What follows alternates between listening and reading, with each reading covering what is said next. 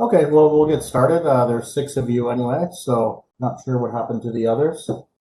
Did you guys get the recorded lecture of last class that you missed?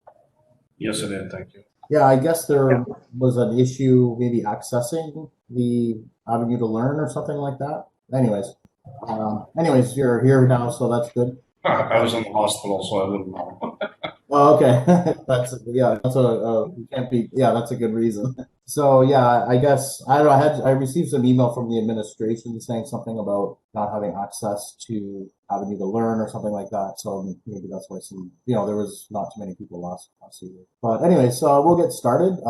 The faster we start, the faster we get done. So we're going to talk today about demand and supply. So this is the popular economics model. So it's a bit of a simplification of reality, but it's a very powerful model. It captures the underpinnings of what happens in markets. So with this model, you can get a sense for why you would expect prices to go up and the quantity exchanged in a market to change from time to time. So there's two parts to the model, obviously the demand and the supply. So we cover the demand side first, then we look at the supply side, and then we put them together. When you put them together, then you can use it as a model to explain why you would see price changes and quantity changes. So the demand side well, first let's just get across the idea of a market. So a market is just it's kind of an abstract concept. It doesn't necessarily have to be a physical location. There's obviously many markets that aren't like the stock market, the foreign exchange market, Bitcoin, things like that. It's essentially a medium by which buyers and sellers voluntarily exchange a particular good or service. So in a market, you have your buyers, they represent demand, and then you have sellers, and they represent obviously the supply. And again, a market doesn't necessarily need to be a physical place. Many markets are like a farmer's market, but many markets aren't. They're virtual, especially nowadays. So there's lots of different places where you have buyers and sellers engaged in voluntary trade. That's not in a particular place. The interaction of the supply and demand in a market determines the price and the quantity. So let's start with the demand curve. So the demand curve is all it is it's simply when we draw it, we're representing the behavior of buyers. And when I say behavior, all we're doing with this demand curve is representing how much they would buy at different prices. So when you look at a demand curve, it's more of a it's a what if concept, not a what is. We're having, there's different prices and we're saying what the consumers would want to buy at those different prices. We're not saying they are buying them at those prices. We're saying what if they were to buy them at what if the price was $20? How much would they buy? What if the price was $10? How much would they buy?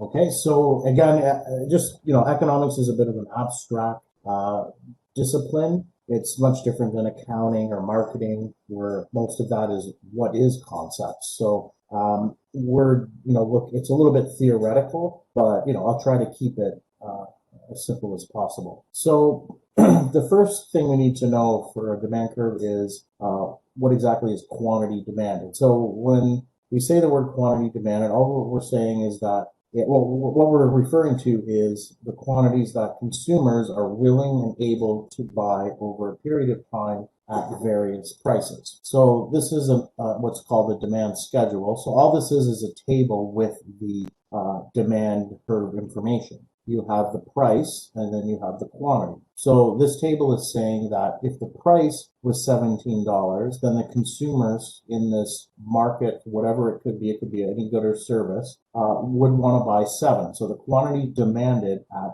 $17 is 7 units. At $18, it's 6 units, and so on. At $22, it's $2. Sorry, at 2 units. So what's the relationship between these two variables? Is it positive or negative? And since there's only a few of you here, don't be afraid to use your mic. That's fine. If not, you can use the chat function, whatever suits you. So is there a positive relationship between price and quantity, or an inverse or negative relationship? Say the verse proportional? Yeah, you said inverse, right? Yeah. Yeah. Yeah. So yeah, and I mean, intuitively, this makes sense. The higher the price, the less people buy. Now, I'll get into this a little more, but we're holding any other determinants of the quantity demanded constant here, right?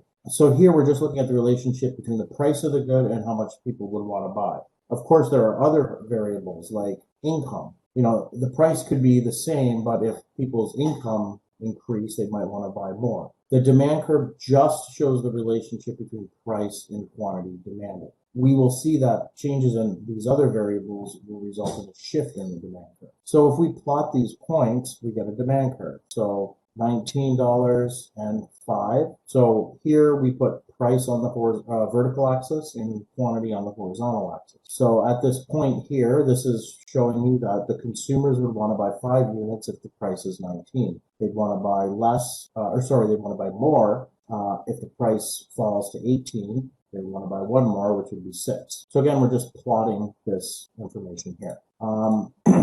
We won't get into it in this course, but there's a lot of theory behind this demand curve being downward sloping. We could show based on preferences and other theories that the demand curve is negatively sloped.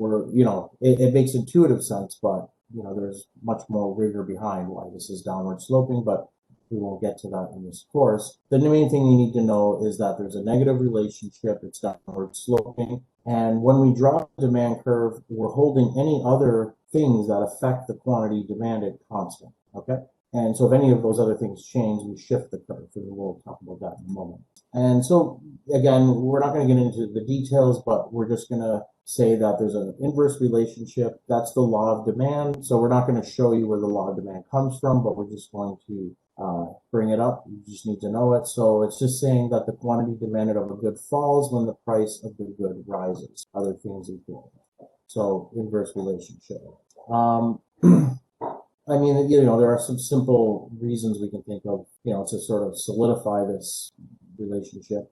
But obviously when, the price increases, you think of the opportunity cost of your money.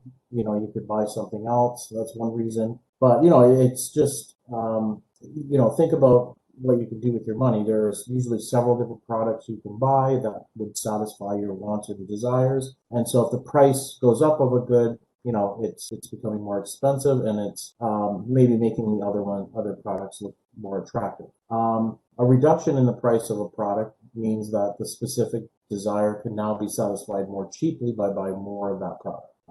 So law of demand is just stating that there's an inverse relationship between price and quantity demand. Now, you could have a demand curve for a single person. I mean, I could ask you, let's say tomorrow at lunch, if you were at McDonald's and the price of a Big Mac was $20, how many Big Macs would you buy? Probably be 0. And then I could, give you different prices. I could go from 20 down to $1. And it's probably going to just be a demand curve, something like this first one here, where it's just this discrete jump. You might say 0 until $6, and then you'd buy 1 Big Mac. You might buy 2 if it's $1. So you can have an individual's demand curve, but typically we're looking at an entire market. And so the market demand curve, of course, is just the sum of all of the individual consumers' demand curves. So, and you're thinking of just summing at the different prices. So here we have 3 different people: Abdi, Tamiko, and Jan. And so what's the market demand curve if the price is $22? Well, let's just do $19.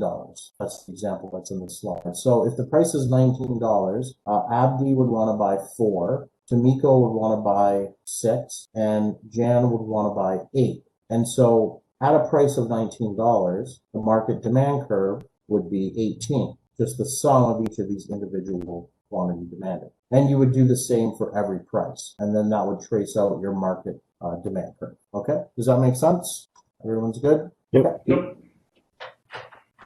So now, when we draw the demand curve, we're just interested in the price and quantity space. And don't worry, we're not going to be working with 3D diagrams, but this is just to get the idea across. But if we, there are other variables. For example, income has an effect on how much people would want to buy. So if we wanted to, we could look at just the quantity and income space, and we could see that relationship. But we're price is one of the most important determinants of the quantity demanded of a good. So we're typically thinking about just the price and quantity space. But, if we wanted to, we could have a 3D diagram where we have income as well. Income is also a determinant of the quantity demanded. Here, then, we would have a demand plane. Okay, and so, if we were asked what the quantity demanded is here, we wanted to know that, we would need to be given, we would need to answer the question, well, at what price and what income? And then we would go to the price and income and then go down to the quantity axis and figure out what that quantity is. But we just work in the price and quantity space because 3D diagrams aren't really fun to look at.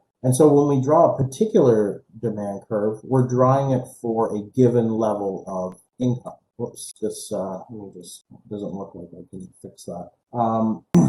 But anyways, this is just a slice of the demand plane at an income of 40. And so if we want to draw this for an income of 60, then we would just take the slice at 60. And if we're just looking at the price and quantity space, that's, clearly that would just be a shift to the right in income. So any other variables, variables other than the price of the good will shift the curve, okay? So that's the idea. So what are some of the other factors? Well, we talked about one. So two is the consumer incomes that we just talked about. But, preferences are a little harder to measure, but still they exist. People, we're human beings. We have certain preferences, and these preferences can change on the whole for a lot of people. That there's different fads and things like that, trends towards healthy eating. So changes in any of these types of preferences will shift the demand curve. And another thing to point out, when we shift the demand curve, we're saying that if we shift it to the right, we're saying that at every price, the quantity demanded is higher.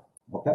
So consumer incomes, of course, are something that would shift the demand curve. Now, prices of related products are also important. So, okay, let's think of maybe an example where you're at the mall and there's two restaurants selling pizza.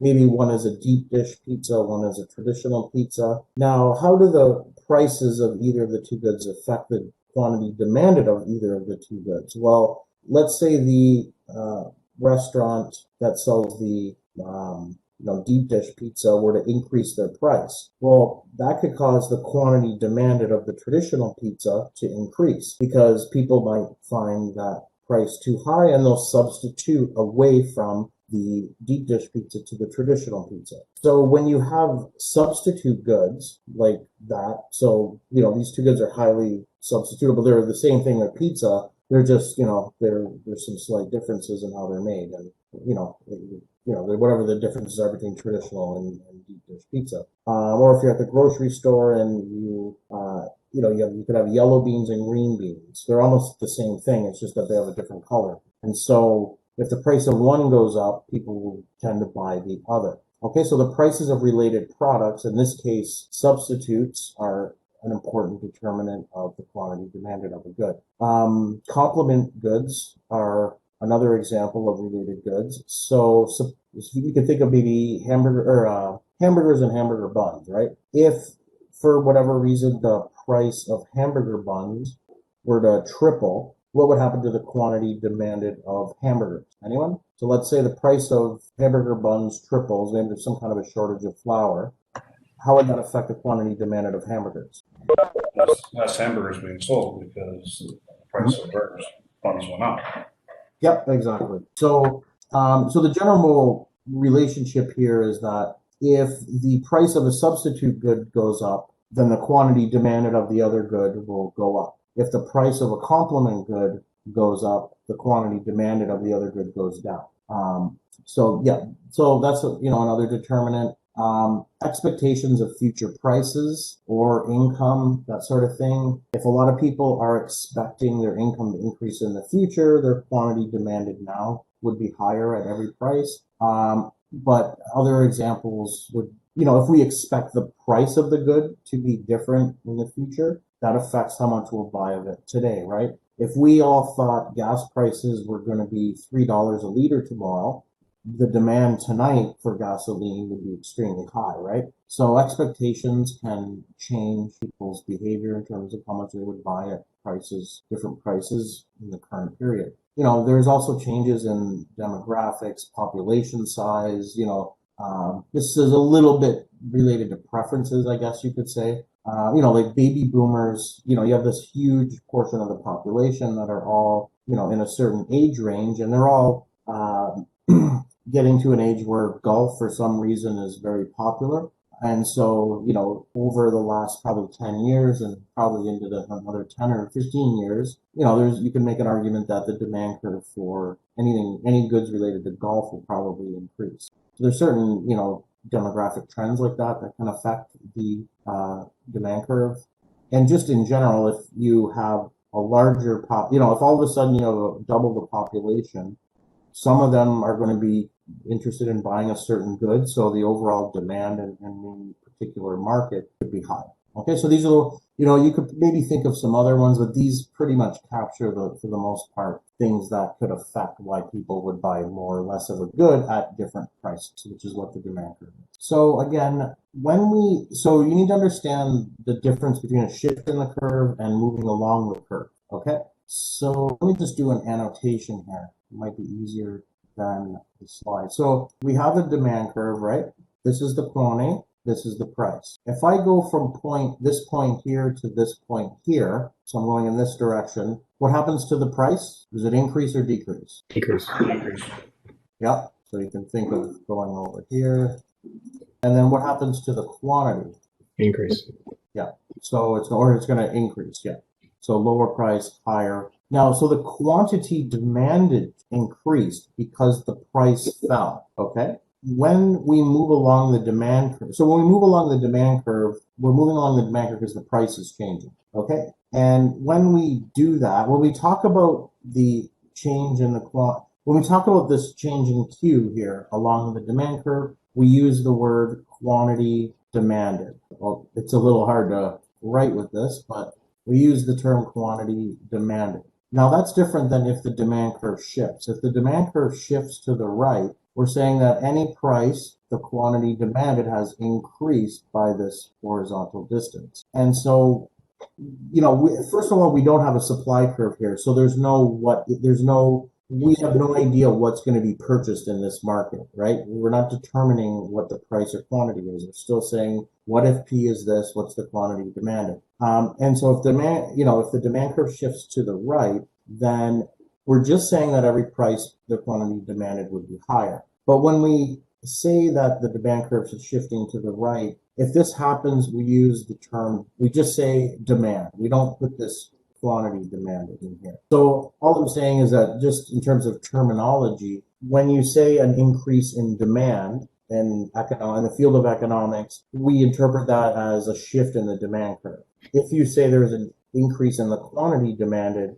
we're referring to a movement along the demand curve. Okay? And I'll go back to this when we get the supply curve in there. It might be a little more clear in that case. But anyways, so yeah, so that's a movement along the curve. We're just talking about the relationship between the price and the quantity demanded. Now, changes in any other factors will shift the demand curve, as I said. So this demand curve shifting to the right is not caused by price changes. If we're talking about price changes, we're talking about moving along the demand curve, okay? When we shift the demand curve, say to the right like this, we're saying something like income increased or the price of a related good increase, and then people are substituting away from it and buying more of this one, or expectations have changed or something like that. Anything on that list we just looked at, okay? Is that clear? Yeah.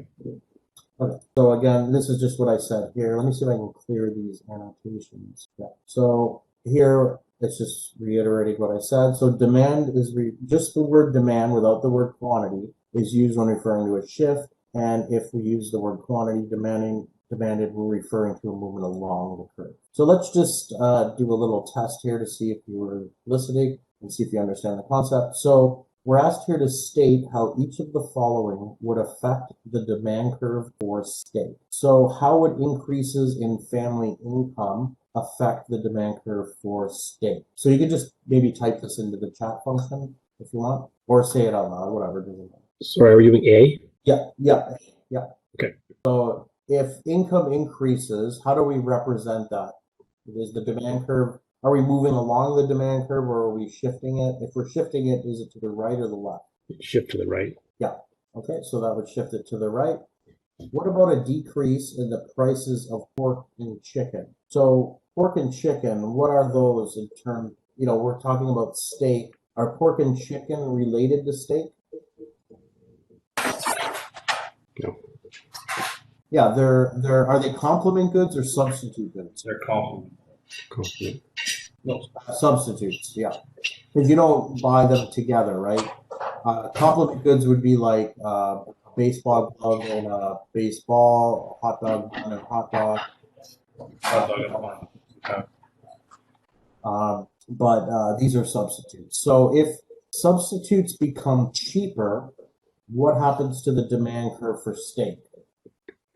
Decrease. Demand curve shifts left.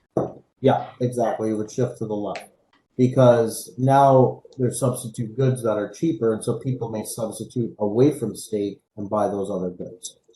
What if there's a trend towards trend among consumers towards white meat and fish? Again, these are meat, so they're kind of a substitute. So this would, we would represent something like this with a shift in the demand curve to the right or left. Left. Yeah. Why would it be the left? Yeah, why left? Yeah, because we're basically saying here people are getting their satisfaction from meat. They're more interested in having more healthier white meat and fish rather than steak. So we're basically just saying here that preferences are changing such that people are not interested in steak as much. Oh, that's all.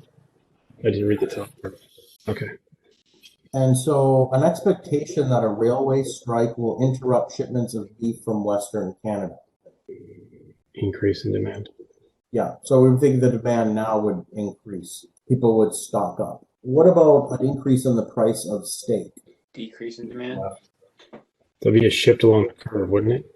Or no, a new curve. Yeah, okay, so yeah, that's a trick. It's not really a trick, but so when we talk about this is called the own price. We're talking about the price of the good that we're actually drawing the market for. And Right. so here it's a movement along the curve. There's Right. no shift here, right? Right. It's another curve to the right, and so the price just goes right across, so it stays the same. Yeah, so we would just be, there's the demand curve for steak. An increase in the price of steak, we're just going from a point, say here, to a point, say here. The price going up and the quantity demanded going down. Okay.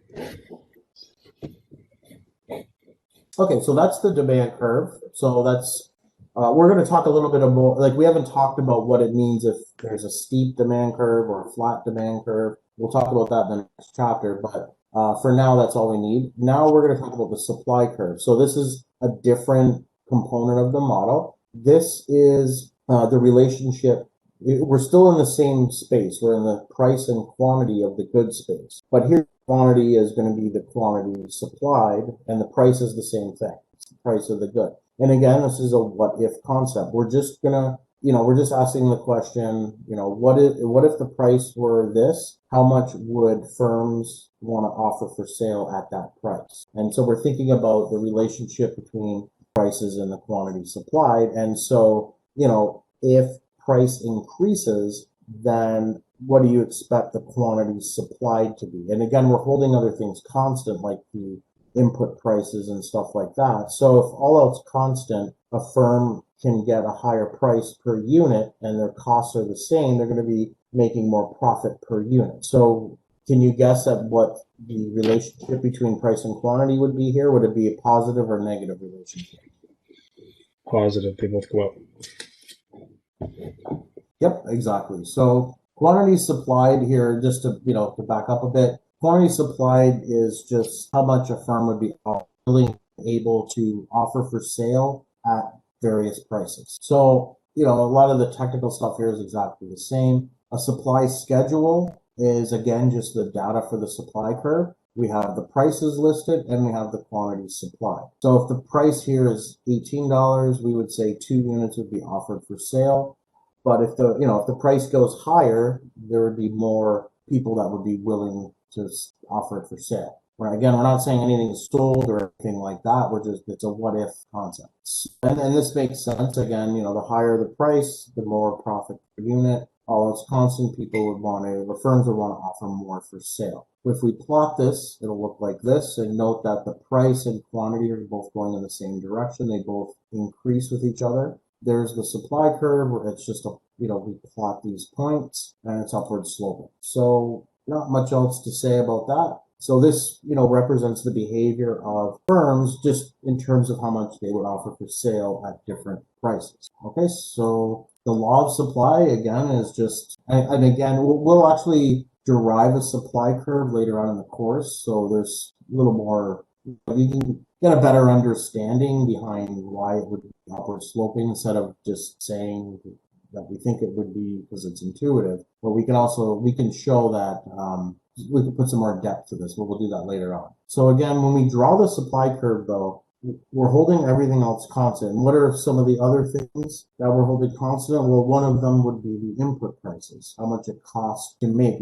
Something like if you're thinking about a sandwich shop, well, the cost of the bread, all of that stuff, we're saying that's held constant. The reason why we do that, obviously, is when you're trying to analyze something, you don't want to, look at 5 different things changing at once and trying to make sense of it. You're saying, okay, if we hold this constant, but you're trying to understand what are the relationships between each of the variables. So anyways, again, it's upward sloping. For now, we're just going to say that, a higher price means that the firm can make more money per unit, and so they want to offer more for sale. Same as the demand curve, the market supply curve is just the sum of all the individual market participants. In this case, their quantities supplied at different prices. So if you have 2 different firms, or you could think of maybe these are people selling on eBay some type of product. The market supply curve is just the horizontal sum of each of the individual market participants. Okay, so nothing similar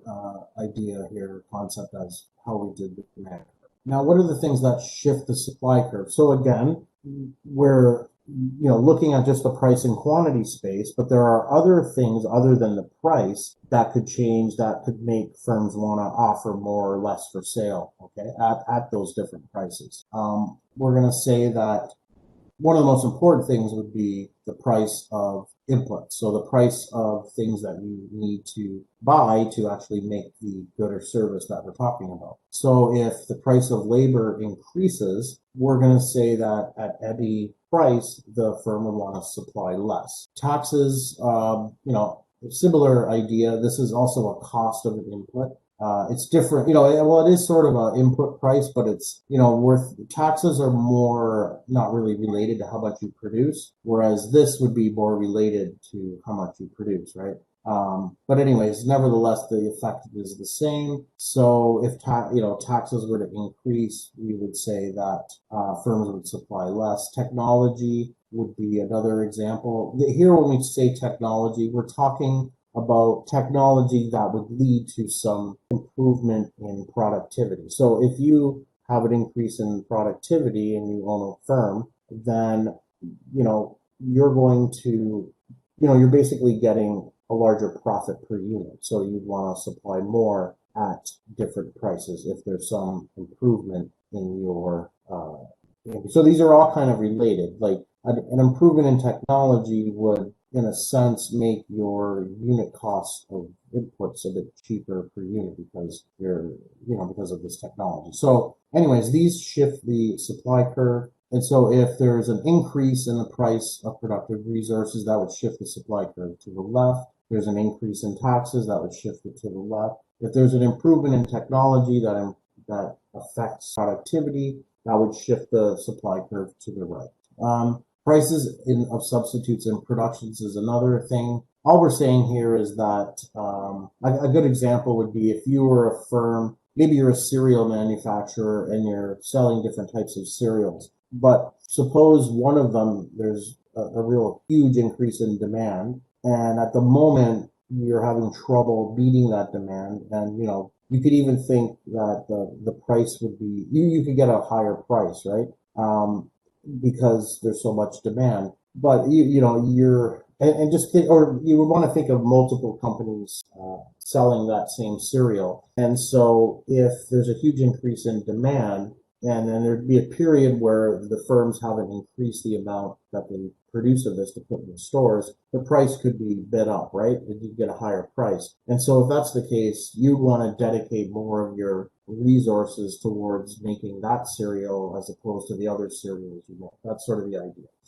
We won't really do much with that in this course. Future expectations. So expectations is another thing, if we suppose you had a business making something at home and selling it on eBay. Well, 2 months before Christmas, you might be thinking, well, and maybe you have some other things to do and you don't have as much time to make the products. You might be thinking, well, in a month or two from now, the demand's going to be much higher because it's going to be Christmas time. So I might offer less for sale now and put more for sale at Christmas time where I think I might be able to get a higher price. So that's the idea here. And then, of course, the more firms, a particular market, the more the supply curve would be shifted to the right. Okay. So the number of firms in the market offering the good or service for sale, the more of them there are, the larger is the quantity supplied at every individual price. Okay, so let's do another practice question. So this is similar to before, but now we're thinking about the supply curve. So this asks us to, basically say what would happen to the supply curve. Would it shift to the right or the left in each of these scenarios? So the first, an increase in imports of shoes from South America. So let's suppose the shoe market, so we're thinking about a specific type of shoe, and all of a sudden now maybe they got rid of tariffs, and now all of a sudden foreign companies can sell into this market. How would we represent the supply curve in this situation if that happened? Curve to the right. Yep, exactly. So we would price to the right.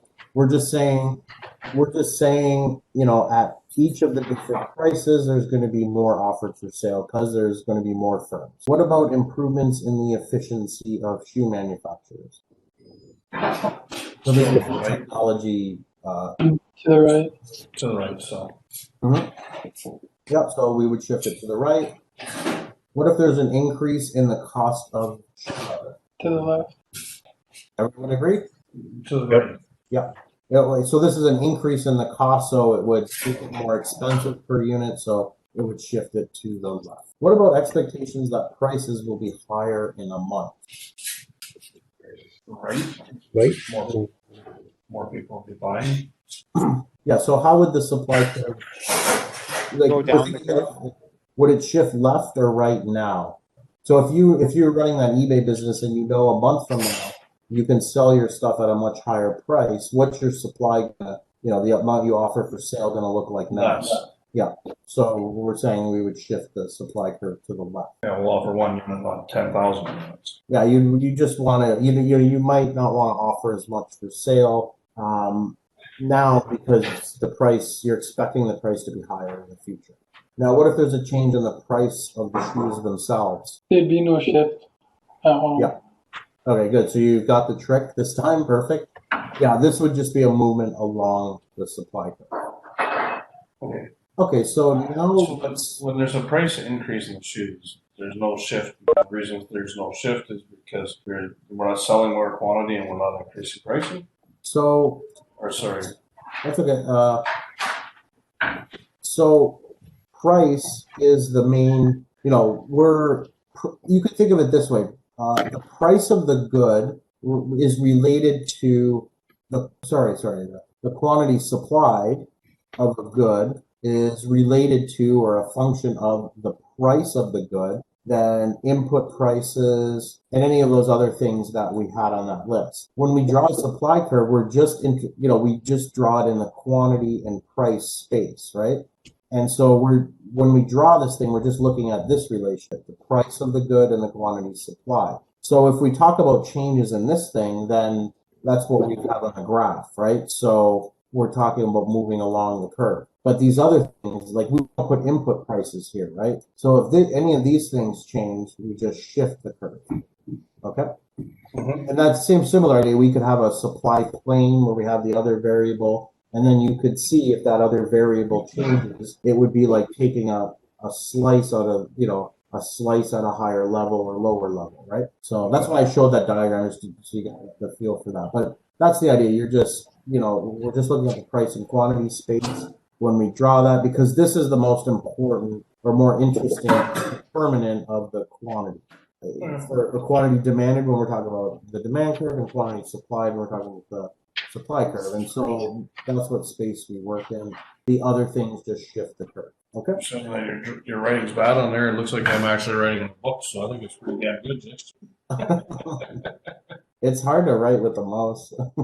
Oops. Okay, so let's put these things together. So we just looked at the supply and demand separately, but now when we put them together, that forms our model of a market. And so we're just saying that, in a market, so we're not going to look at the interactions in detail or anything like that. We're just saying that when you have buyers and sellers in a market, we're going to say that there's going to be a tendency for the price and quantity to adjust to where those two curves intersect. And we'll talk about why we think that in a minute. But the main idea, it's a very simple model. And basically with this model, if something happens that would shift the demand curve to the right, for example, we can predict how the price would change and how the quantity on the horizontal axis would change. So basically when you put the two curves together, we're going to say that at that intersection, that's going to be the equilibrium price, we'll call it, and the equilibrium quantity. And so that's how both of them together determine the price and quantity in a market. So let's look at a diagram to clarify that. So we have our demand curve. This is just showing us what the consumers would buy at different prices. We have the supply curve. This is just showing us what the firms would want to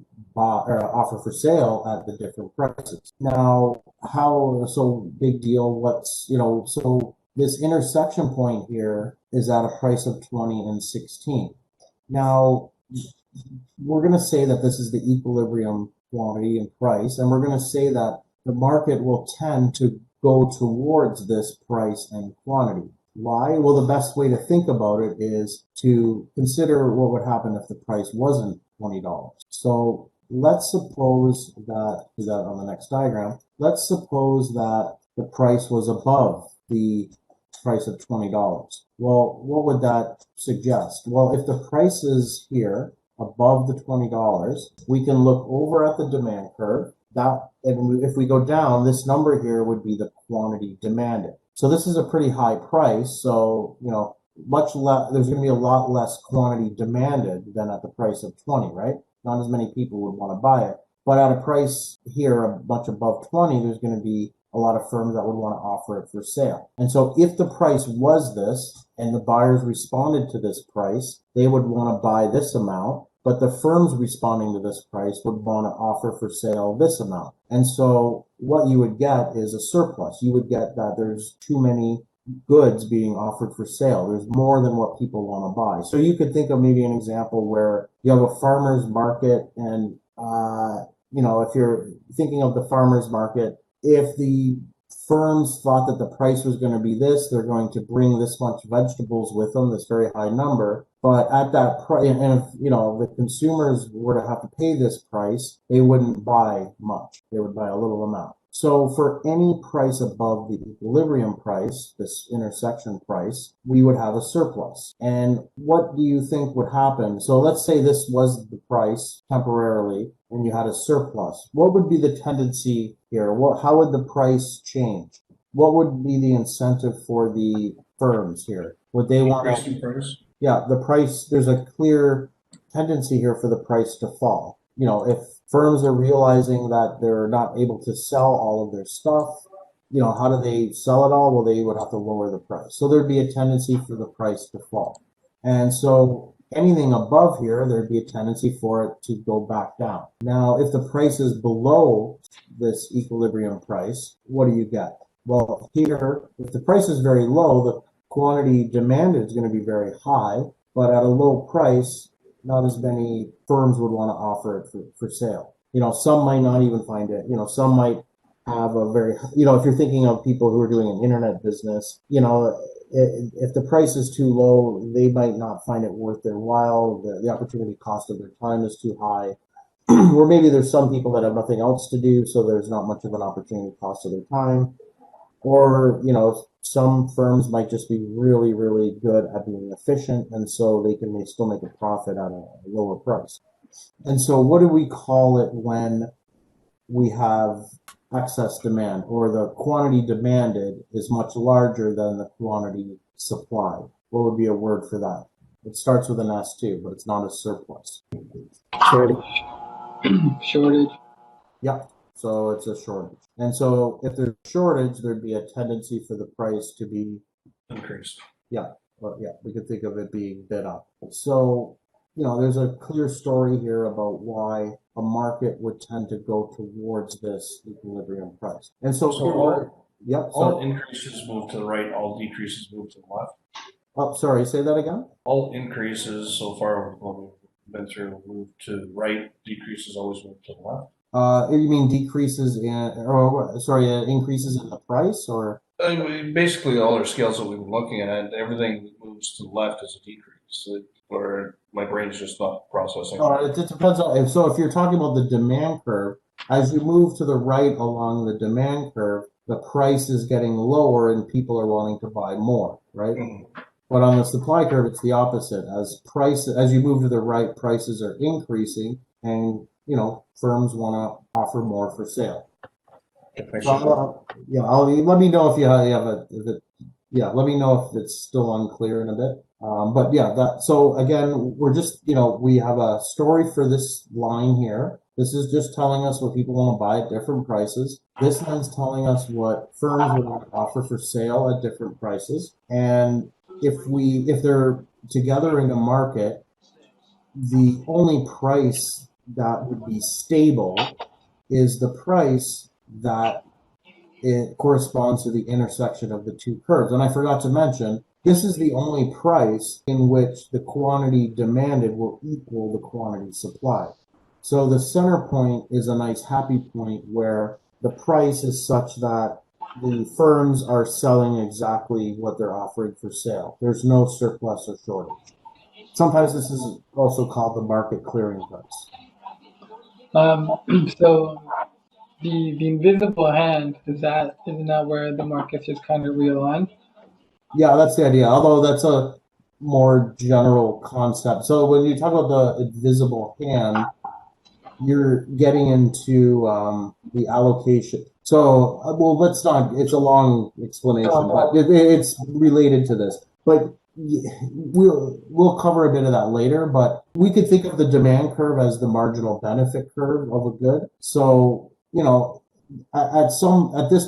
price here, there's someone that values the product, right, at that level. So just take my word for it. You can think of this as a marginal benefit curve. And then as we'll learn later, you can think of this as a marginal cost curve. And so when you have markets will only result in the quantity of the good being produced if the marginal benefit of the good exceeds the marginal cost. And when we talk about cost in economics, we're also talking about opportunity cost. So if you're thinking in general if you think of like command economies, like communist countries, they tried to allocate people to jobs and scarce resources in what should be produced, right? They try to do that manually and control it and dictate it. And that's very hard to do. And so what you don't want in an economic system is to have, say think of like a nuclear engineer, right? Someone who's very talented, and if they're working as a nuclear engineer, they're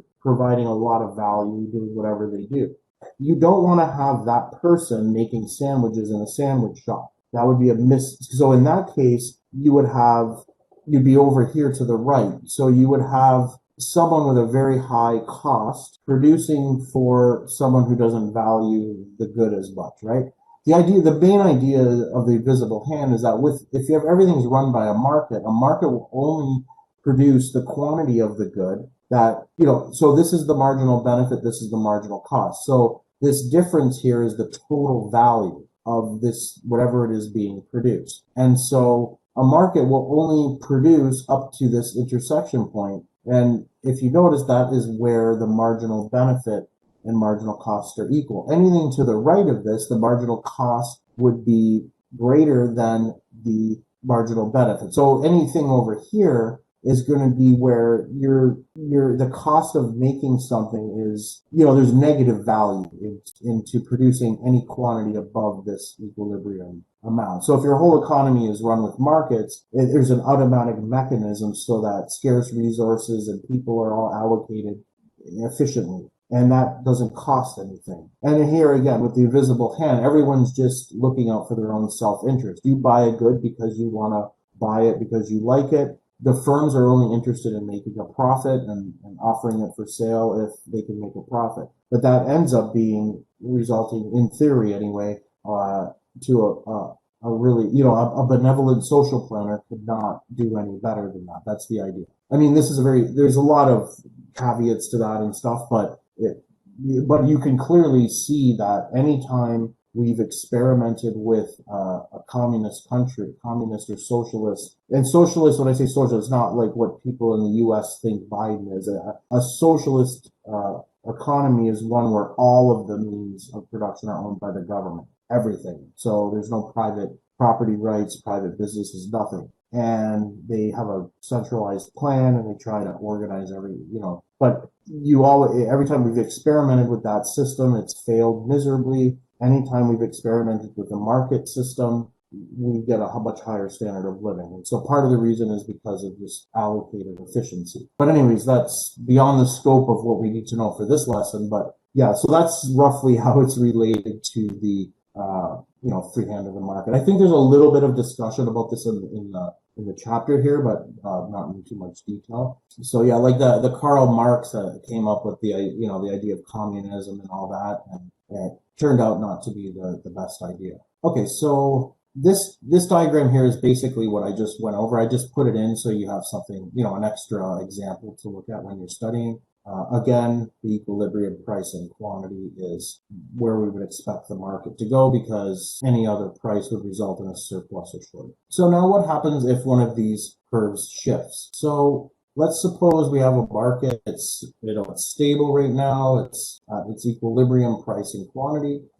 And then suppose that, I don't know, maybe the consumers in this market have a higher income. Well, we would represent that with a shift to the right in the demand curve, right? And so at this old price, what do we have? So now the demand curve is here, right? So we can almost imagine that this has disappeared now. Yeah, so at $20 now, we would have a shortage. And so that's going to result in the price being bid up. And it would go up until you get to this new intersection point. And so, it's a very simple model, but, we could say that, and it's kind of intuitive, but at least we have a little bit of a framework to think about it and say why. But, if the demand, just think intuitively, if you have some kind of a market for a good or service, if the demand increases, meaning that, people are willing to buy more of it at any given price, then we would expect in that market for there to be an increase in the price and an increase in the amount that's exchanged. And that's exactly what this would predict. So we just need to so this is the shortage, and then we would, there'd be a tendency now for the market to settle here, where the price is $22 and the quantity is now 18. And so, this model would predict that the price would increase and the quantity exchanged would increase. Now, how much these change depends on the slopes of these curves, and we'll talk a little bit more about that in the next chapter. Okay, so if we have a shift to the left in the demand curve, so incomes fall, or there's just some kind of a, fad away from whatever this good is. Maybe it's cigarettes. You can think of the demand curve for cigarettes over 20 years would have shifted to the left. And so if it was in a pure market, of course, a lot of things in real world don't meet the assumptions we're using this simple model, because a lot of times they're not. We haven't mentioned it here, but we're also assuming a competitive market with lots of firms and stuff like that. But a lot of the times, the firms have, there are oligopolies and, as much of a competitive market as you would like. And then there's also, unions involved on the labor side. There's all kinds of complications in the real world. But if you had, and also I should mention, when we discuss economic model, we're kind of thinking of them as a benchmark. So it's like this is a simple framework to begin thinking about it in, and then what complications to it could. If you see in the real world that it's not following the simple model, then you have something to go by, and then you can see what exact assumptions maybe you're failing here. But it gives you a better way to analyze real world phenomena. So anyways, here we just have a shift to the left in the demand curve. And so what would that predict? Well, that would predict that the price would fall. So the price here is somewhere over here, and the new price is higher, right? If you're comparing this to this, and then the quantity is also higher if you're comparing this to this. So we can actually just look at this. We could just write it out here. So if demand shifts to the left, the price is going to fall, because we're going from this initial price down to this price. I think I said the opposite, sorry, I didn't make a mistake. So the price is going to fall, and we were here, but now we're here, so the quantity is going to fall. I think I mistakenly said it was increasing before, sorry about that. But in this case, it's, both the quantity and the price are falling. Now, what if we had the supply curve also shift? Well, in this case, if we look, so you have to kind of just keep track of everything here. So when we're at the initial point here and we go here, price and quantity fall. Now, though, if supply shifts to the right, what's going to happen to the price? The price will fall again. We're comparing here to here. And if you compare this to this, the original, clearly the price has fallen. So let's just fill that in. So we know if supply shifts to the right, the price will also fall. Okay? Now, what happens to the quantity just as a result of this supply curve shifting? Well, we were here, now we're here. So just looking down here, the quantity increased. Now, if we didn't have a diagram and I just said that the demand curve shifted to the left, then and the supply curve shifted to the right, what of these two would you be certain of, but which one would you be not sure if I didn't show you a diagram? And I just said the demand curve shifts to the left and the supply shifts to the right. The demand would be for. Yeah, exactly. You know for sure if demand shifts to the left and supply shifts to the right, the price will fall for sure.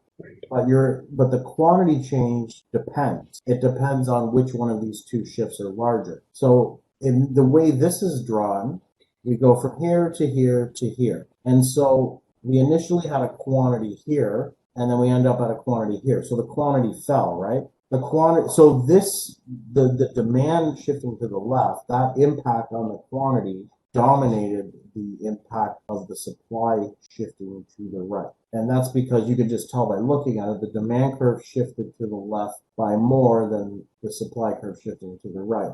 And so this quantity increase is less than this quantity decrease. So in this example, the quantity fell, but if this supply curve shifted more over to the right, so if it, say, shifted here, then we would have that the quantity would have increased as well. So again, we could go from here to here and then to here. And so comparing A to C, we can see that the quantity increased in the end. So we originally here, what happened to the quantity?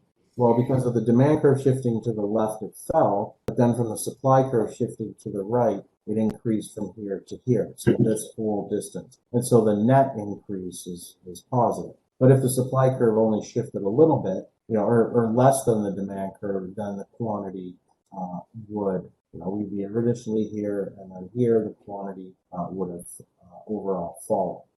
So bottom line is, when you have two curves shifting at the same time, you'll only be able to know what, if you're not told how much, if you don't have a diagram or not told how much the curves shift, then you can only say one of them for sure. In this case, you could just say the price fell for sure, but the quantity would be indeterminate unless we know exactly how much they shift. And that's just because they're moving in opposite directions. So you need to know the magnitude of each of these to know which one dominated the other. Okay, does that make sense? So I'll go, there's a summary of all these. So we'll do this question at the end. I have a summary of all the different shifts, and then we can take a look at that. So here we'll do another practice question. Just a quick question. You have a Yeah, summary. sure. Do you put that up on as a PDF or a Word document afterwards? Yeah, these are all posted on the.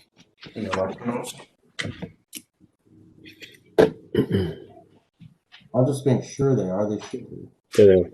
Okay, yeah. So, yeah, if you just go to the site and then I put little, lesson notes right here. Just click on this thing, Thank you. and yeah, they're all there. Thanks, So, sir. I've got one question.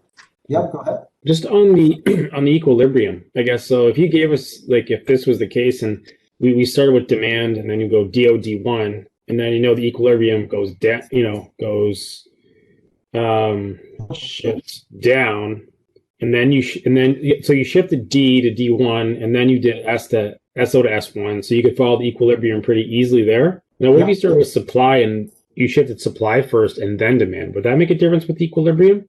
No, because both.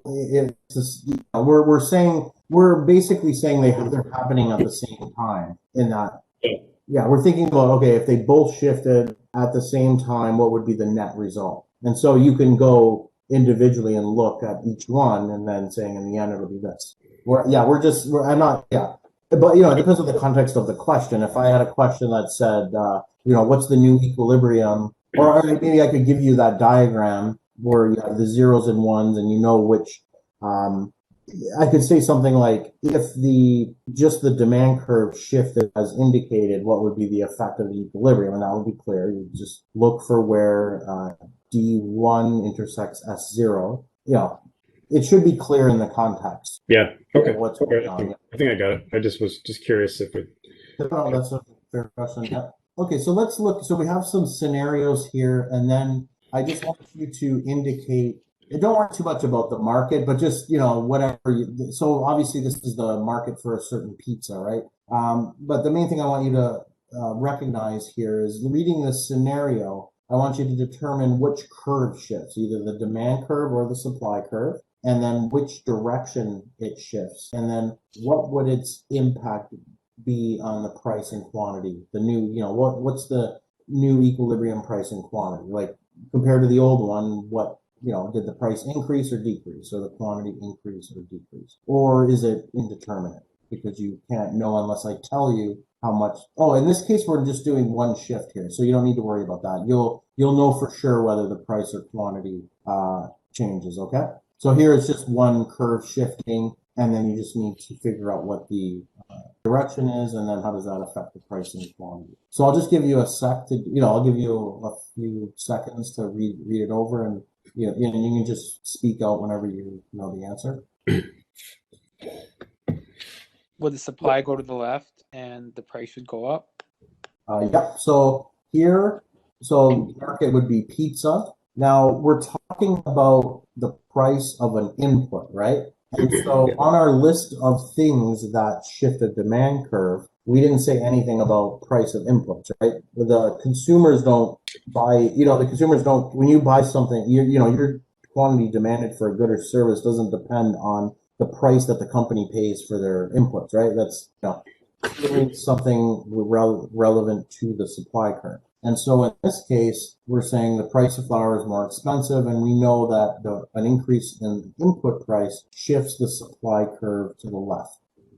So we know it's supply, we know it's going to shift it to the left, and so I'll just draw a market here to illustrate it. So we have demand and supply. So this would be the initial demand and supply. And then all we're saying is that the supply curve shifted to the left. So I can label this maybe S1, and this would be S0. This is D0, where the zeros are the original. Now, so clearly you can see now what would happen to the price. The price will, it will increase, right? So we're initially here, and then we're going here. So the price clearly increases. What happens to the quantity in this market?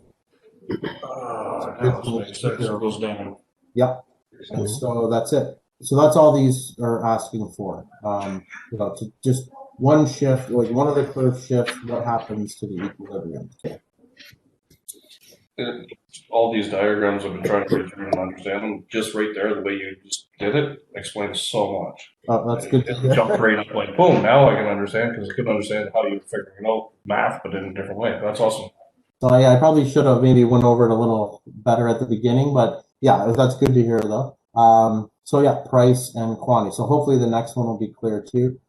So again, with these questions, when you're reading it, you're trying to figure out, okay, what are they talking about here? Is this something related to the demand curve or the supply curve? So in the next question, we have that the manufacturers of hot dog buns are happy because the makers of hot dogs have cut their prices in half. So in this case, we're focusing on hot dog buns. That's the market. And so I'll let you think for a sec. Is this a demand or supply curve thing? I have a question about this question actually.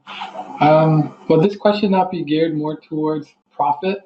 Since even if, let's say, the maker cuts the price of their hot dogs in half, it doesn't necessarily change demand or supply. It just puts more money into the vendor's pocket, does it not?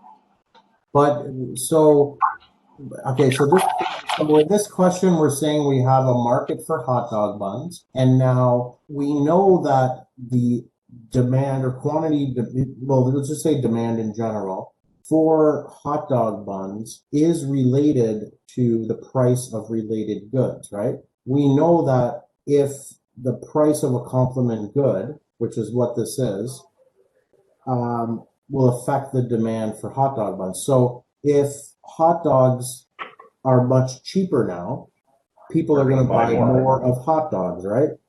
So you can't argue that. So definitely, we got to look at things in isolation. So just this, all we're saying here is we have the price of a related good following.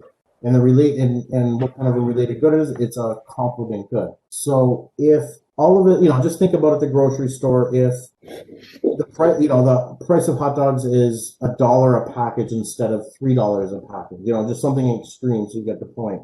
People are going to buy. You can't argue that people will buy more of the hot dogs, right? Because they're a heck of a lot cheaper. They're cut in half or more of the price. What do they buy to go along with the hot dogs? They're going to buy more hot dog buns because usually people don't just eat the hot dogs by themselves, right? And so here, this price cut, even though it's another good, these goods are related. If I said here manufacturers of hot dog buns are happy because the makers of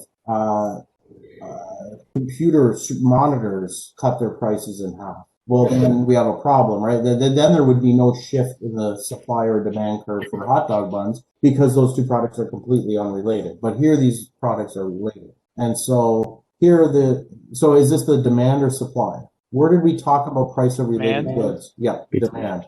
To the right. So and that would shift it to the right. And so we would expect that in this market, the price of hot dog buns would increase and the quantity would increase as well. So again, and I just want to be clear, we know in the real world that if this happened at the grocery store, likely the price of the hot dog buns wouldn't change all that much, usually because it's a very temporary thing. A lot of times they would do this if they screwed up their forecasting and made too many hot dogs, and so they just want to quickly reduce their inventory. But you really do see, for the most part, prices don't change too much along with market prices. But that's because we're just assuming a very simplistic thing. We've abstracted from a lot of other things in the world. We're just trying to get a understanding of a pure market, how that would operate, and then of course in the real world you see that it doesn't all, but it will if for example, have you looked at how much paper towels and toilet paper are now at the grocery store? So for 50 years you didn't see the prices change much of those. If they did change, it was again just some temporary thing, just so they produce so much or they'd have a sale once in a while. But now the prices are very high because there is a bit of a shortage. And then there is a bit of an increase in demand because a lot of people are just buying more of them now because they're worried that they might have a shortage, even though it's not really rational. But you can see those prices will change. Or how much, look at the price of those cheap masks that we wear. Those things before COVID were dirt cheap, but there is a very huge demand for them now, and the prices are really expensive for those. So you do see the workings of a market happening, but sometimes it just takes a little bit of time, or the effects need to be very large. And grocery stores and things like that, they don't like changing their prices too much. But there's a lot of markets where the price changes daily. Like look at gasoline. It changes daily. There are other, so there's lots of other things going on, but you can't get it, these are fundamental things. Like if there's a shortage of a good and it goes on long enough and there's no government intervention or anything, then there's going to be a tendency for that price to rise, right? A lot of times though in the real world, there's a lot of things going on all at once, right? The demand curve and supply, though, these things shift hour to hour, and so it's a lot more complicated. But this just gives you it's a first year basic economics course, right? So we're just getting like the key ideas. Yeah, no.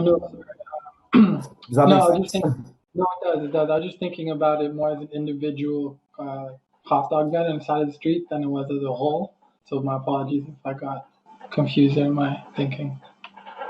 But but it's good to always criticize, what you're learning, so that's how you learn it much better, and maybe you will, there could be something wrong, but this is a very simplistic model. So to be able to have a model that is very good at predicting real world economic phenomenon is very difficult because, humans are very irrational and unpredictable at times, but, we're just getting the main underpinnings, the basics. We're taking all this noise and just making a nice little simple model that captures the main behavior. And then you can always complicate that with making a more complicated model to capture more things. So anyways, the next one here is talking about a new technique that was discovered by soap manufacturers that substantially reduces the time and labor required to form and shape a bar of soap. So I'll give you guys a sec to think about that. So, right away, did we talk about, technology and efficiency? Was that in our list of determinants of demand? Oh, hello? Yep. Okay, good. I thought I had like connection off. So, this is clearly a supply thing. Yep. Supply. Everyone agree? And so how does the supply curve shift here? To the right. To the right, yep. And then if the supply curve shifts to the right, Price goes down. Yeah. Quantity goes up. Yep. So, and again, like you could think of it intuitively, if you have an increase in the supply of a good, so for whatever reason, at every price, there's more firms wanting to offer something for sale. But at the same time, the demand, the consumer's behavior doesn't change. They still want to buy the same amounts at different prices. What would you expect would happen in this market? Well, you have more, the good is less scarce. There's more of it around for people trying to sell it. And, people don't want to buy any more of it at the same price. That's the same. You would expect the price to fall and there'd be more exchanged in the market. It just kind of makes intuitive sense. And that's exactly what the model predicts. It predicts that the price would fall and the quantity would increase. Now, I want to point out something. Remember, we were talking about the movement along a curve and all that. So don't get confused here. So we had supply shift to the right. So if I asked you, did demand increase here? Well, given our terminology, you would say no, the demand curve never shifted. But did the quantity demanded increase here? Yes, we moved along the demand curve from this point to this point via a shift to the right in the supply curve. Okay, so the quantity exchanged is increasing and the price has fallen. So yeah. So anyways, that's the answer to that. Get rid of this. And so price falls and the quantity increases. Okay, now the last one, let me know what you think of this one. So here we're talking about the market for fine dining. Are we talking about the demand curve here or the supply curve? Demand. Yep. Everyone agree? Because it's income, right? opposed to You're basically saying here that, a lot of, yeah, exactly.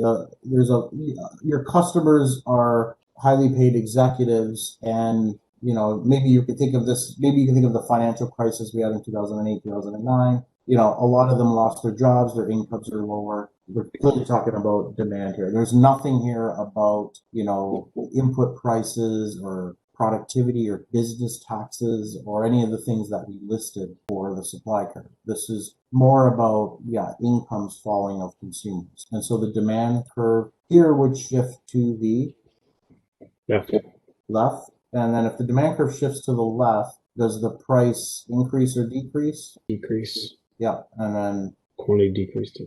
yeah. So here, remember, or you should recognize that if the demand curve shifts, the price and quantity move in the same direction. So if the demand curve shifts to the right, both price and quantity increase. If the demand curve shifts to the left, both price and quantity decrease. If the supply curve shifts, they move in opposite directions, right?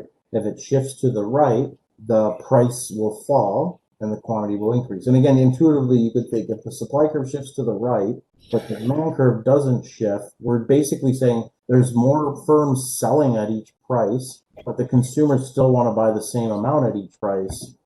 Basically, the goods less scarce, it's more abundant, but the demand hasn't changed. So you would expect there to be a lower price and more of it would be exchanged. And so, anyway, so here it's going to be down because the demand curve shifted to the left. I forget what this slide is. Oh yeah, so this is just another, this is another one where we shift two curves. So let's see if this makes a little more sense. So in this case, we first have the demand curve shift to the left. So, what happens to the price and quantity then if the demand curve shifts to the left? That we actually just did that in the last part of this question. So the price will fall, right?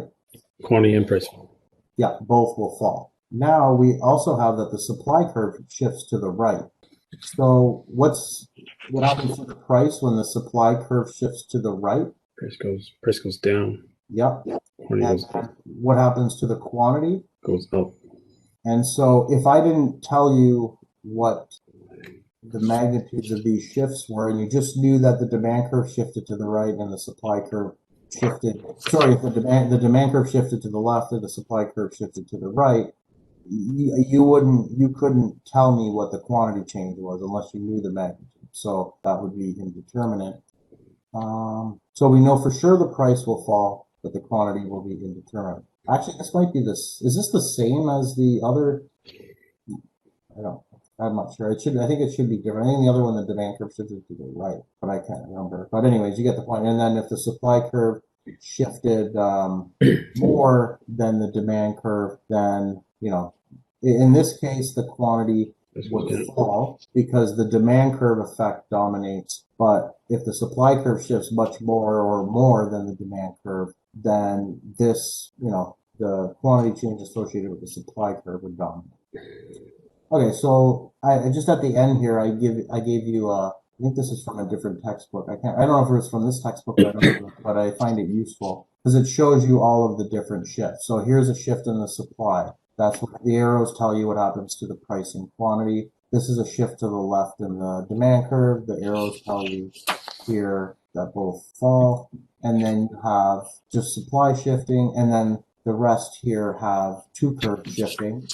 And so where these question marks are where it's indeterminate. In all of these diagrams, though, they shift the supply and the demand curve by exactly the same amount. And so if they shift by exactly the same amount, then the one that's indeterminate just wouldn't change, right? So here, the supply curve shifts to the right. So that would increase the quantity, but then the demand curve shifts to the left, which would decrease the quantity by exactly the same amount. And so, oh wait, sorry, did I mess that up? So, sorry about that. Yeah, so originally here, and then we go here. So, my mistake. So, when you shift the demand curve to the right, that would cause the price to increase, right?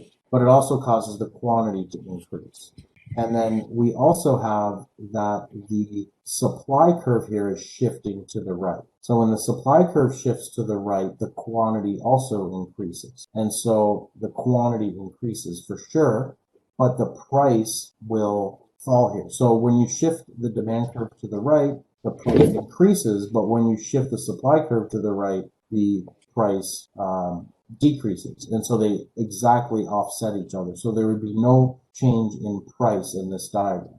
And again, if you didn't know how much the shifted, you wouldn't know what the price change was, but you would know the quantity change for sure. So I think the best thing to do for studying for this is just to, I would just sit with a blank sheet of paper and then see these underneath the diagrams. Maybe get a blank sheet of paper, write these all out, and then just see if you can do the diagrams yourself. And then when you get, if you can't remember or get it, just check what the answer is and then write it again. And then you'll it's not that difficult. It's just a few times you practice this, just writing it down, you should be, it'll be a piece of cake. Okay, so let's move on to elasticity.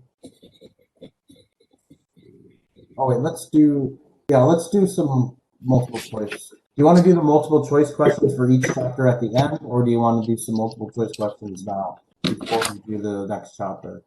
Do them now. Okay, yeah, let's do them now.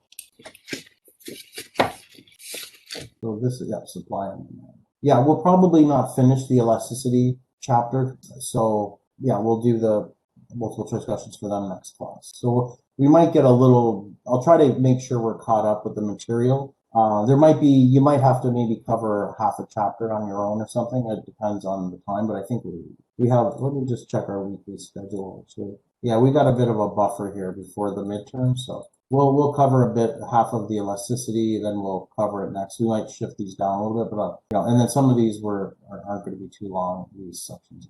So, okay, so let's do some multiple choice questions. I can open up a poll here on this WebEx. I can find it. So do we have a quiz next week then, or no? Oh, good point. Sorry. Oh, yes. Okay. So I'll probably, for the quiz, I think we'll do the quiz after the class. I think that just makes the most sense, but obviously I'll lecture a little bit less. And I'll probably make this just on 1 and 3 and a little bit, it'll just be a little bit of 4. Whatever we cover for 4, that's only what I'll put on there, okay? Okay. Yeah, thanks for pointing that out. I thought it might have, it's pretty soon already. But it'll just be on chapter 1, 3, and a little bit of 4. And that'll be dependent on what we finish tonight with chapter 4. Okay, so let me just find the polling option here, which some always disappear. Okay, so you should have a poll that you see. And the first question is right here. So the term quantity demanded refers to that. Which one is correct? Okay, I'll do 3 seconds. I'll just give you a 3-second countdown. 3, 2, 1, and 0. Oh, someone hasn't submitted their response. Can you see the poll results? Anyone? Yep. Okay, good. Yeah, so the correct answer here is A. So again, the quantity demanded is when we're talking about a movement along the curve. And again, we're talking about, we use the word quantity demanded when we're talking about a change. And, we're talking about moving along the curve. But also, this question is more just saying, what is the term quantity demanded? Well, it's referring to how much the consumers would buy at a different price. Okay, so in which statement is the term demand used correctly? Okay, let me just open the poll. For some reason, each time for the poll, I have to open up this file, which is not even here. What's going on? Okay, go ahead. Okay, 3, 2, 1. Okay, can you see the poll results? So yep. Here, okay, so here, let's start with the second one. This says a decrease in the price of airline tickets. Okay, so, let's say this is the demand curve for airline tickets. I'll just put AT for airline tickets. And we're saying the price goes down. Now, did we say that the price of the good itself would shift the curve? No. So it says here a decrease in the price of airline tickets led to an increase in the demand without the word quantity. So this is saying that a decrease in the price would lead to a shift in the curve. No, that's not correct. So if we look at 1, it says it correctly. It says a decrease in the price of airline tickets led to an increase in the quantity demanded. We're moving along the curve. Okay, so here the correct answer is B, the first statement only. Okay, is that clear? Yep. Okay. Okay, third question. So don't get too worried about it. It's a very busy diagram, but it's not so hard. I think you only use a part of it. So here we're told that a shift of the demand curve for energy efficient light bulbs, that's what is on here. That's what this demand curve is drawn for. From D to D2, so we're looking at D to D2, it could be caused by which of the following? I'll open up a poll here. Okay, go ahead. Okay, I'll start my countdown. 3, 2, 1. All right. Okay, you can see the poll, right? Oh, wait, no, here we go. Okay, very good job. So almost all of you got it correct. So A is not right because it's talking about a movement along the curve. Okay, and the question asks for the shift, what's causing it to going from D to D2. And B, C, and D all refer to a shift to the right in the demand curve. So if you read all of these, they will, suggest that the curve would have shifted to the right. The only one that correctly mentions a scenario that would shift it to the left is E. Okay, so the correct answer is E. Next question, so this is the supply curve, and it's saying a supply curve is a representation of the relationship. Okay, this is just Latin for holding it constant, ceteris paribus, so all else constant between quantity supplied of a product, and so this one I think everyone should get perfect. It's a little tricky because of the wording, but I'll see if you can get it. So, we're just talking about, what space are we drawing the supply curve in? We're drawing it in the quantity and price space, right? So which one correctly says that? Okay, so so those are the results. So, good job. Most of you got it, but when we're talking about the supply curve, are we talking about the quantity demanded? No, we're talking about the quantity supplied. So the supply curve is a representation between the quantity supplied and, of course, the price. So D is the correct answer. So the product's own price. Sometimes we say the own price just to distinguish it from the price of a related good or something like that. So that's maybe a little tricky because of the wording here. But yeah, it's just the price of the good itself and the quantity supplied. That's the supply curve. Okay, so here we're told that there was a fall in the price of raw milk, and that is used in the production of ice cream. Okay, so we basically have a fall of an input price, and so what will that result in? Okay, 3, 2, 1, and 0. Okay, so the correct answer here is C. So this is the only one that correct. So we know that a fall in an input price shifts the supply curve to the right. And when it shifts to the right, we would say an increase in supply. We wouldn't say an increase in the quantity supply, for example, because that would be a movement along the curve. Okay, next question. We got a graph similar to before, but now we have the supply curve for the energy efficient light bulbs. And so it's saying the movement along the supply curve S from point A, which is here, to point C, be caused by which of the following? Okay, go ahead. Okay, 3, 2, 1. Someone didn't get their response in. Do you want to get it in? Okay. Okay, so, just looking at this. So first of all, we know we're moving along the curve from point A to point C. So any of these things listed that are related to a shift in the supply curve are incorrect, right? So A is a change in an input price, which shifts the curve. We know that's not correct. We go down to E, that's a change in the price of ordinary, that's the change in the price of a related good, which won't shift the supply curve, that would shift the demand curve. D, again, is talking about a shift in the supply curve. It's just saying there's more suppliers, so that would shift the supply curve to the right. And C, again, C talks about a movement along the curve, but in the incorrect direction. For C to be true, we would have to move from C to A, not from A to C. And so the correct answer is B. Okay, and the last question, let me just open the poll. Okay, suppose we observe an increase in the price of good A and an increase in the quantity of good A exchanged. Which of the following is a likely explanation?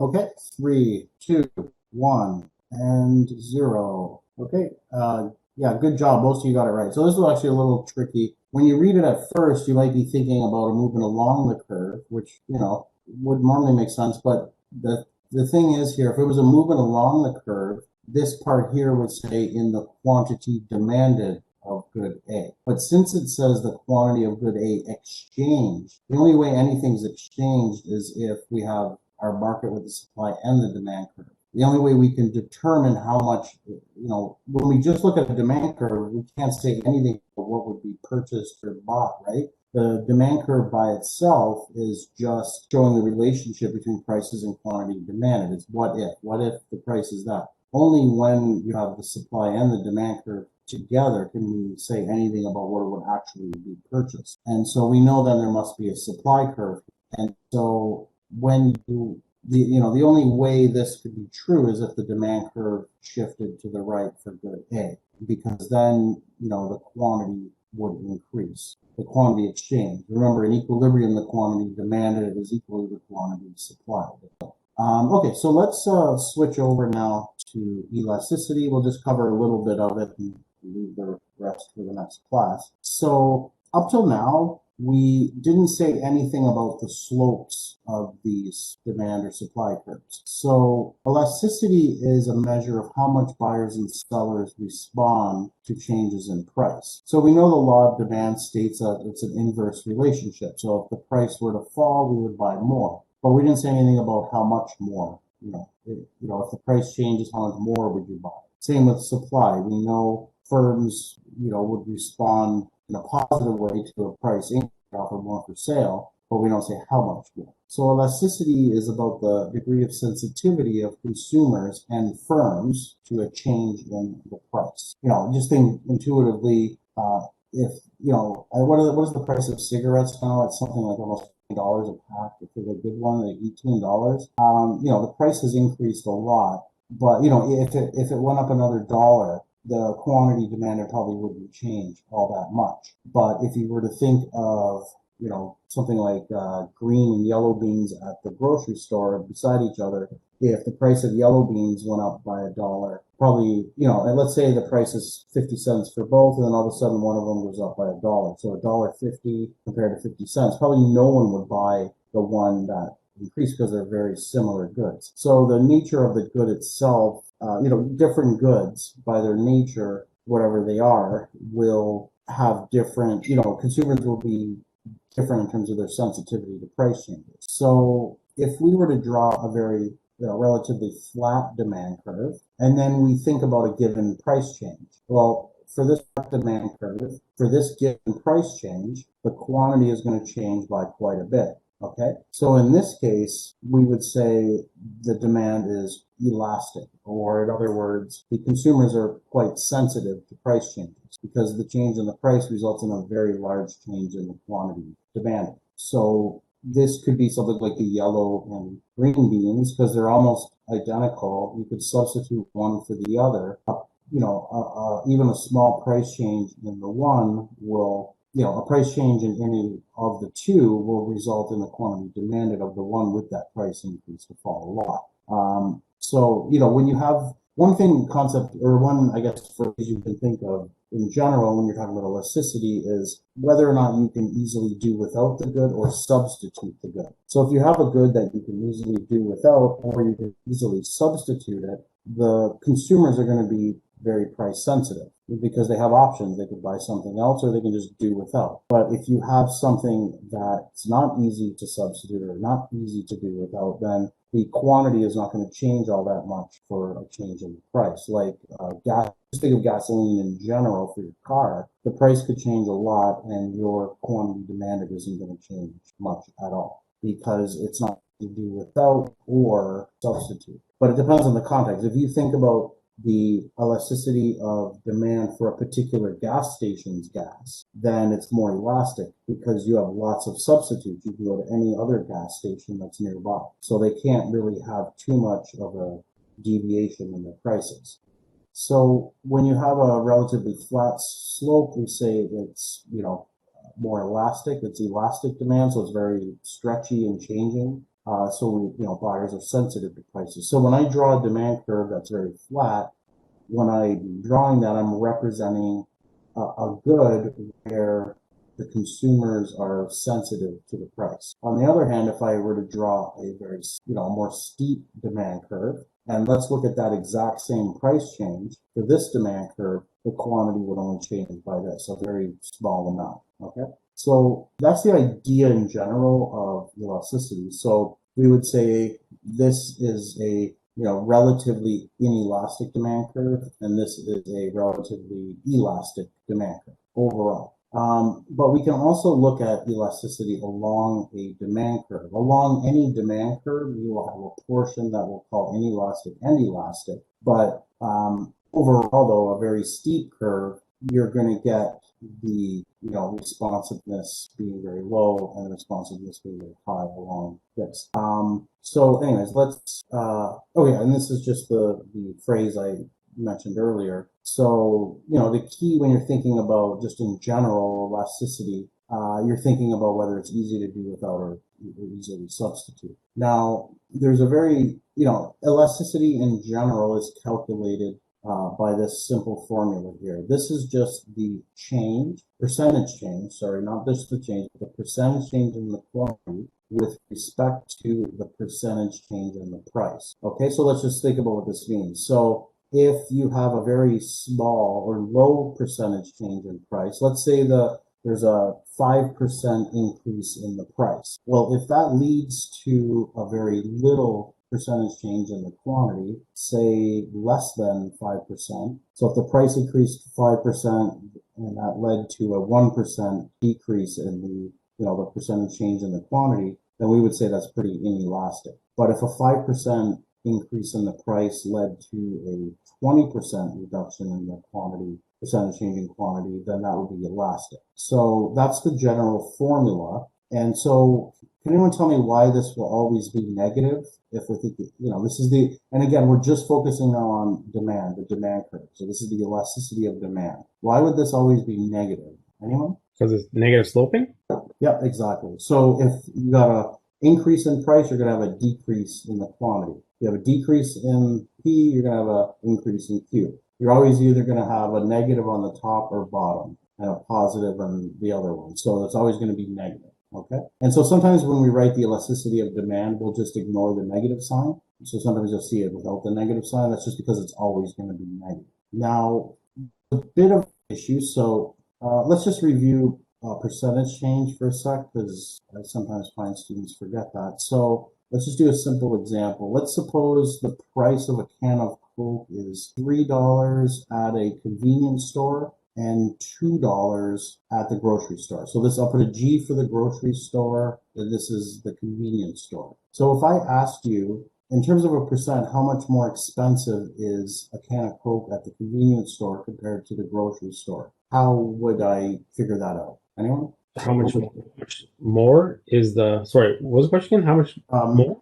In terms of a percent, how much more expensive is the can of Coke at the convenience store compared to the grocery store?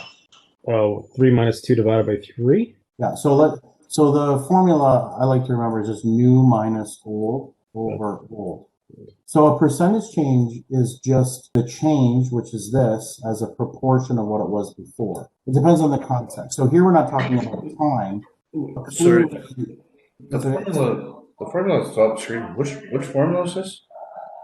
For a percentage change. So this is just an aside, right? I'm just refreshing your memory on how to calculate a percentage change. So we typically do new minus old over old and then multiply that by 100. So maybe let's, you know what, I think I'm going to do another example that's probably a little better. So let's think about gasoline prices. So let's say, we'll use the 3 and 2 again, but let's just assume that gasoline is expensive. So let's suppose that yesterday, the price of gasoline was $3 a liter. And then today, it's $2 a liter. So if I asked you how much more expensive was gasoline yesterday compared to today, how would you calculate that? Well, you would use the formula new minus old. I'll just do an O for old over old. So in this case, we would take 2, subtract 3, right? So today it's $2. Yesterday it was 3. And then we divide it by yesterday. So this is just the change, the price changed by $1. Okay? In this case it's negative. And we're going to divide that by 3. So then we multiply it by 100. And so yesterday the price of gas was 33.3% lower, right?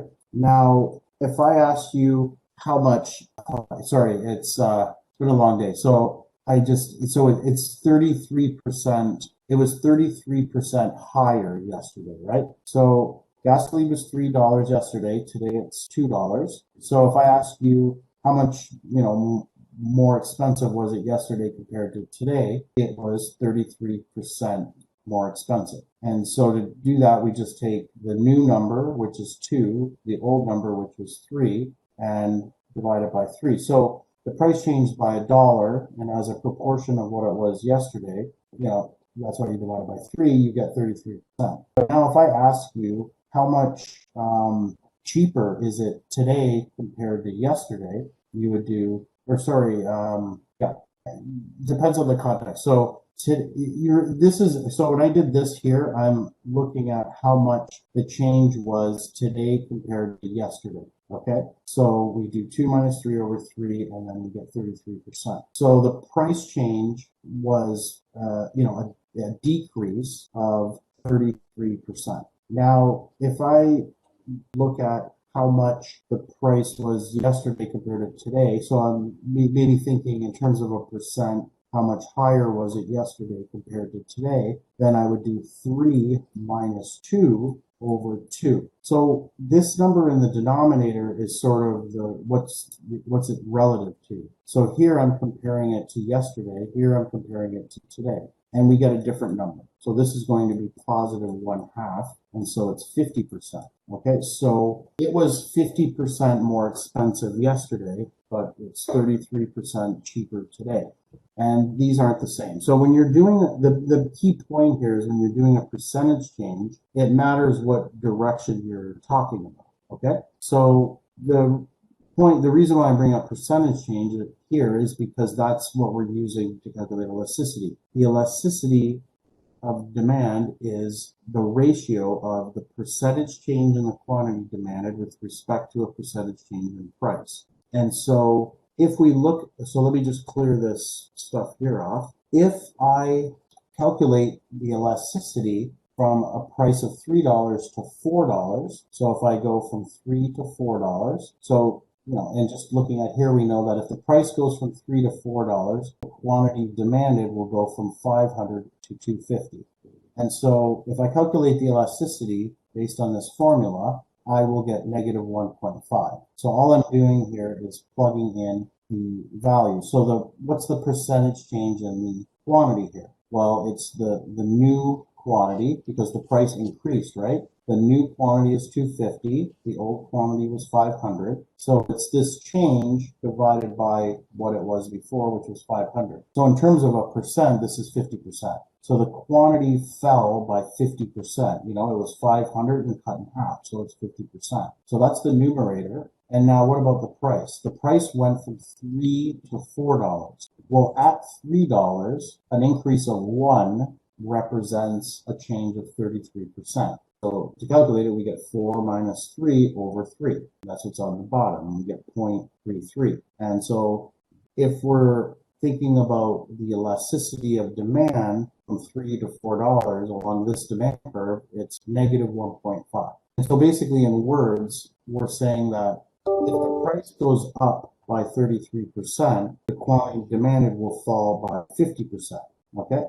Now, you would think that if I did the same thing, but I just change it from going from 4 to 3, I would get the same answer, but you won't. That's what I was trying to illustrate before. So if we go from 4 to 3, then in the numerator, we're going to have 500 minus 250 divided by 250. So why do we get that? Well, now we're saying the price is originally $4, and at $4, the quantity demanded would be 250. and then the price falls to $3, and the quantity demanded is going to increase to 500. Well, going from 250 to 500, the quantity has doubled here. So that's a 100% change. So 500 minus 250 over 250 is equal to 100%. Now the price went from 4 to 3. The change is still $1, but we were at a higher level. So $1 represents a less of a change in terms of a percent. Here we would calculate the percentage change in the price as being new minus old over old. So the new number is 3. It fell from 4. That's the old number. So 3 minus 4, and then we divide by the old number, which is 4. That's a 25% decrease. And so our elasticity would be equal to -4. So all you need to know for this is that we don't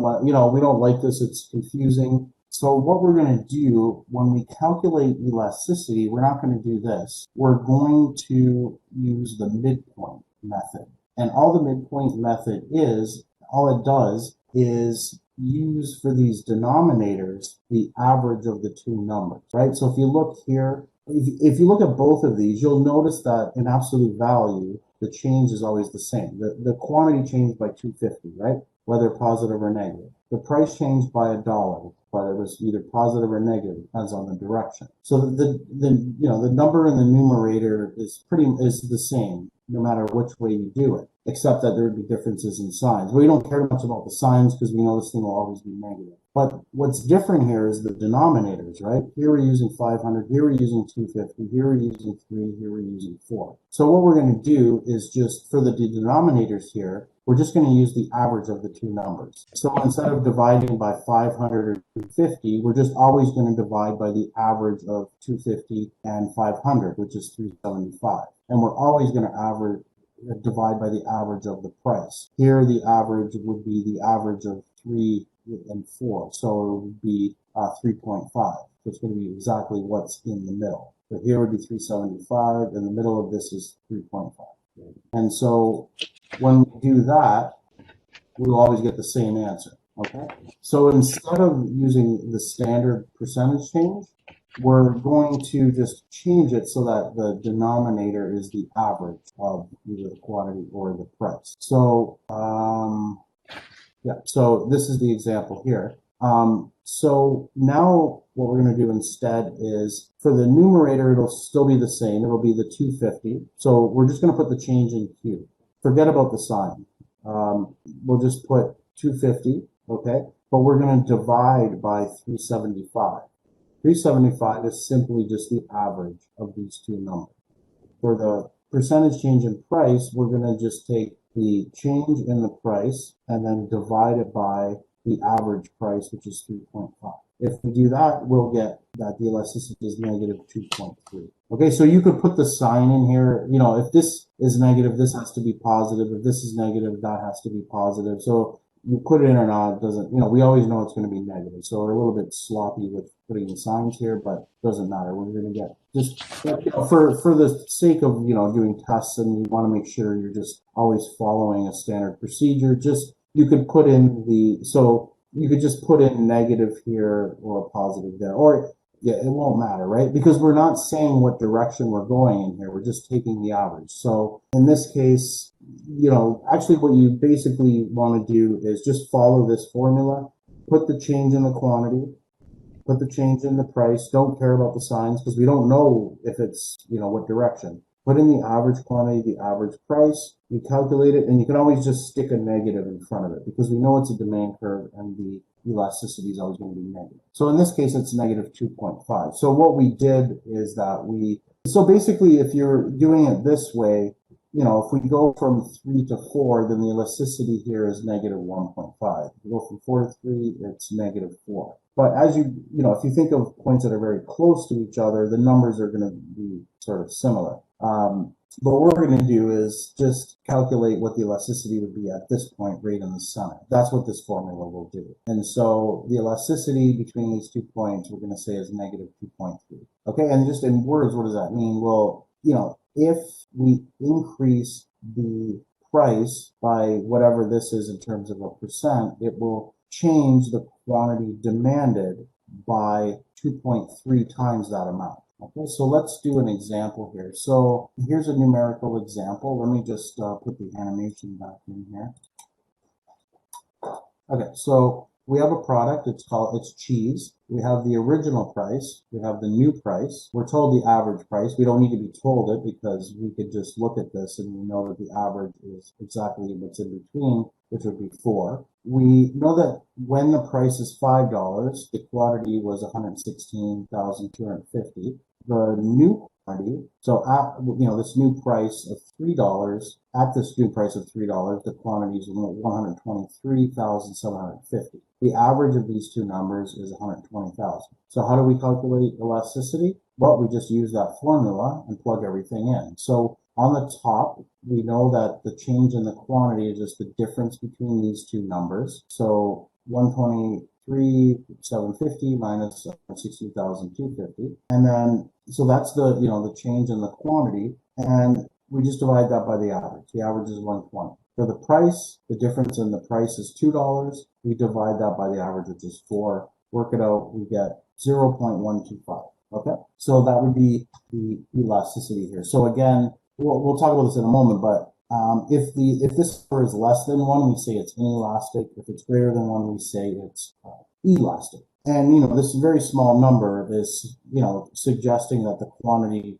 doesn't change all that much with respect to the price change. So here, this is a 50% fall. Oh no, sorry, this should be. Oh yeah, sorry. Because we're using the midpoint average, this is a very large price change. In terms of the way we calculated this with the average, it's a 50% reduction, and the quantity, the percentage change in the quantity is very small. It's only 0.0625. So, a 50% change in the price leads to a much less change in the quantity demanded. So, and it's actually very small. You just take this and multiply it by that, and you get that. So let's just. I think we'll finish up soon. This is quite a bit of material. As it gets a little easier, this is probably the more difficult part of the elasticity. The rest is a little more lighter. But let's do this a couple more slides, and then we'll finish up. So, question here, it's saying, suppose that the price of product increased from $18 to $22. The quantity demanded decreased from 63 to 57. So you're given all the information here you need, and it just wants you to calculate the price elasticity of demand. And again, you're using that formula, the midpoint formula. And I'll actually just write it on here for you. So it's going to be the change in the quantity divided by the average quantity. And you're going to take that and divide it by the change in the price divided by the average. So this is a P, and then we have average. Okay, so you just need to figure out what these are, plug it in, and you get the answer. Does anyone want to give that a try? I'll put up a poll. Okay, go ahead. Quick question in regards to exams and that, because of all the math, are we able to use Excel, or do we have to just do it by written hand? Just so that I'm practicing it right from day one, right away. I mean, for this, I would just use your calculator. Because you're probably going to be using your screen. For the quizzes, I'm not going to use the lockdown browser. Those are going to be a little less formal. But for the midterm and final exam, you're going to have oh yeah, this is Matt. Sorry, I teach at Laurier as well. I have to get familiar with this. What's it called? Proctor. Yeah. Sorry, what is it? It's proctored exams. So basically, they watch us while we're doing the exam and make sure you're not cheating. So I was asking if we could use Excel at the same time. Yeah, so I got to look into it more. I'm not sure if it's like a lockdown browsers, because if it is, then you can't open up any other software, right? Okay. But I would just use a calculator. A programmable calculator will be all you need. This is about as much calculations you're going to do for the entire course. We might do a little bit of algebra for the but probably not. I've never seen more letters and symbols in math in my life. Okay, this is pretty light, but it's not going to get worse than this. This is, actually, this is probably the last time you'll see Greek letters in this course. So it's just this chapter, this beginning part has these, but nothing's complicated. Like The delta just means, instead of writing change, I just put a triangle, so I don't have to, it's just a short form, right? So otherwise, it's just dividing two numbers. It's not, yeah, it's not very, and I never mentioned this before, I didn't choose this textbook.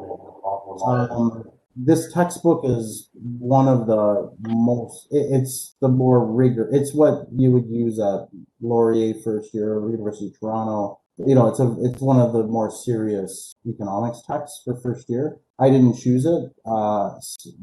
Whoever did this before did. So it's a bit of a, the concepts aren't that much different, but this is a pretty difficult textbook is what I'm trying to say. So I'm completely aware of that. But anyways, don't worry, like at the most, you're going to have to do a little bit of algebra. That's it. That would be the hardest thing. So yeah, I'm not sure of your math backgrounds. To me, that it's not much, but you know, everyone has a different background. But yeah, you know, you would just need a calculator. You don't need, you know, Excel would be helpful maybe for this. It would give you, you know, you can calculate it a few seconds faster, but you know, at the end of the day, you'll be allowed to have a blank sheet of paper to sketch out and write stuff. Okay, so you'll be fine with just a calculator. I hope does that answer your question or? Yeah. Okay. So let's just get the answer to this. So did anyone figure it out? Yeah. I think that's right. So I can't remember, but let's see. Let me just get this off. B.